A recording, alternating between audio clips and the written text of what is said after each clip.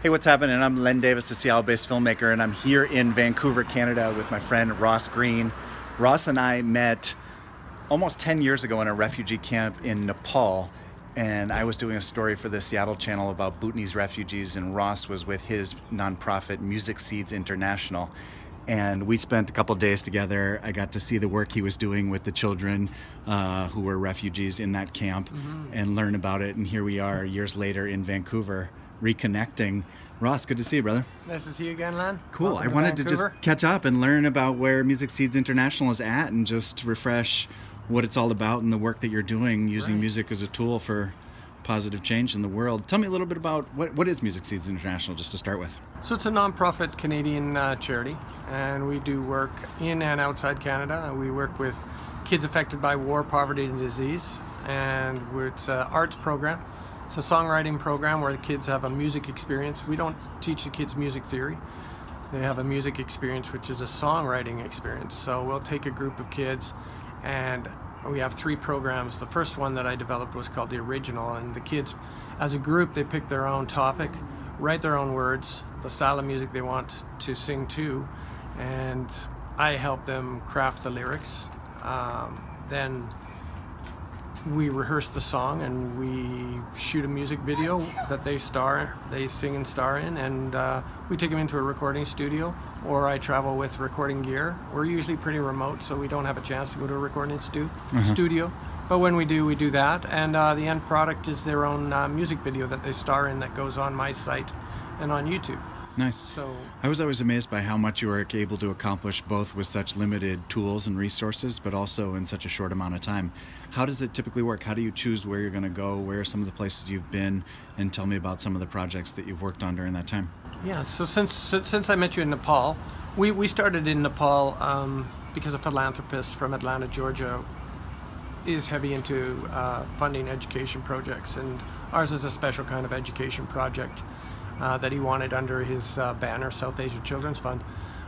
Since then, we went out on our own to different parts of Southeast Asia. We did projects in Thailand, Indonesia, Myanmar, Cambodia, some projects in Canada, India, and it was just a lot of word of mouth. I went to a permaculture center in northern Thailand, and there I was connected with a children's home on the Myanmar-Thailand border.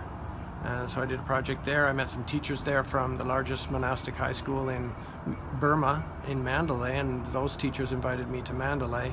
And then on Facebook, a friend of mine from grade 5 was doing philanthropy in India, in Tamil Nadu, and he supported some projects in India where I met people from Canada who fundraised to bring my program to Canada. And yeah, it's a lot of word of mouth. People see the work and they tell me of great places to go. And sometimes I research on the web to find places to go. And what's the essence of it? What is the idea behind using music as a vehicle for this kind of work? So music, as we all know, is a universal language, very powerful tool, and it's a very exciting thing for kids. There's a lot of shows like Indian Idol and American Idol, and for kids to be able to see themselves, to first of all write their own song, and then perform it and sing it. That's something that most of them can't grasp, the concept of being able to do something like that. So when they actually do it and see themselves on the screen, it's a huge buzz for them, and shows them that they can do things that they never thought they could do with the right guidance, and so in that way it's very empowering. It's a very fun program. They get to work as a team to write lyrics, and so it teaches them team building and gives them a music experience, and we just think it's a joy pill for kids in, say, the refugee camps that don't have exposure to a lot of different activities other than a stick and a ball and a tire. And so you're primarily working with a microphone, a laptop, and a guitar? Yeah, so I travel with a MacBook Pro and an audio interface and a microphone and cables and a headphone amplifier, so four students can be on headset at a time to sing to the music that we've produced. or downloaded music beds. We downloaded a music bed in Costa Rica because the kids were into reggaeton, something I was not familiar with. Reggaeton? Reggaeton, yeah. So I went online and found some beds and purchased them from the company that makes them, and the kids are super excited about singing to the track.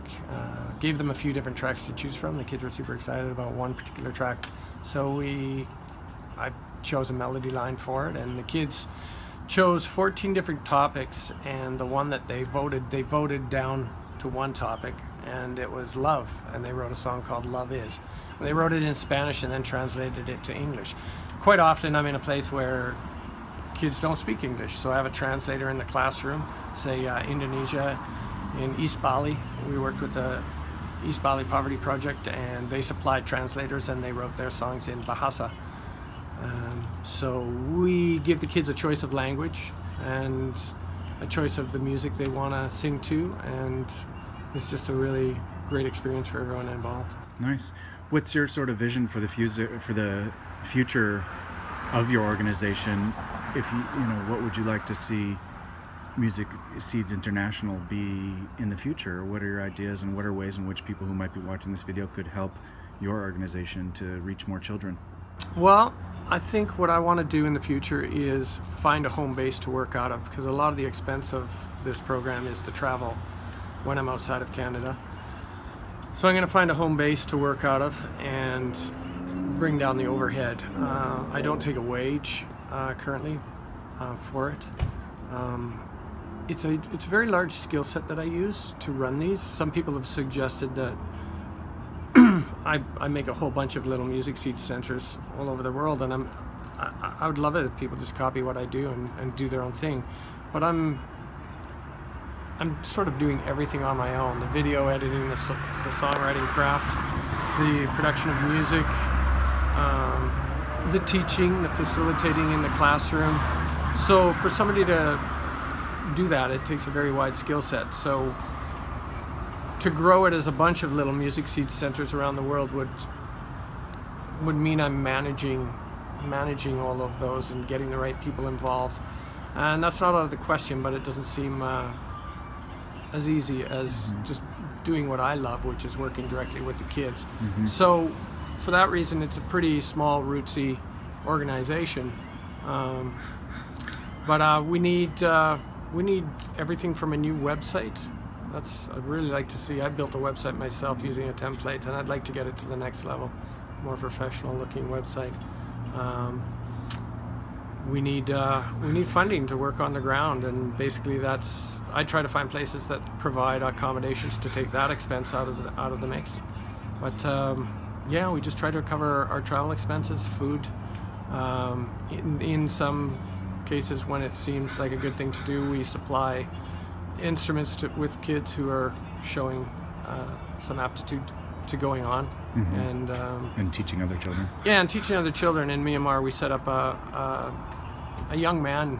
He's now a young man who's never going to get out of his wheelchair due to some problems with his body. So we set him up with a computer and a guitar and some software and some speakers and headphones and a mic, and he's now producing songs of his own and other students. He's become the guitar teacher at the school since we first met him, and we've set him up with a little satellite studio. So Music Seeds International has its first satellite studio in Myanmar, in Mandalay, and I'd love to keep doing that when I come across kids who are super gifted and stuff. I'd like to set them up with their own way to continue to make music after I leave.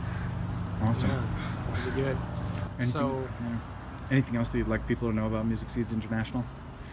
Please go to the website to see our work. We just completed our 28th project in Costa Rica, and you can see all our projects on that site. They're connected through YouTube to my site.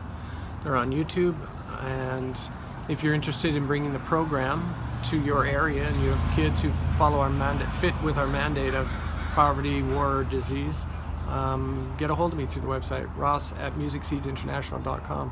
Awesome. So again, I'm Len Davis, a Seattle-based filmmaker. 9 years ago, I met Ross in a refugee camp in Nepal while I was working on a story for my local TV station. And ever since, I've just always been impressed by how much he's making happen with so little. And I encourage you to visit musicseedsinternational.com or .org. .com. And learn about the work they're doing, in any way in which we can support him doing this awesome work would be great. Thanks so much, Ross. Thank you. All right, stay fresh, brother.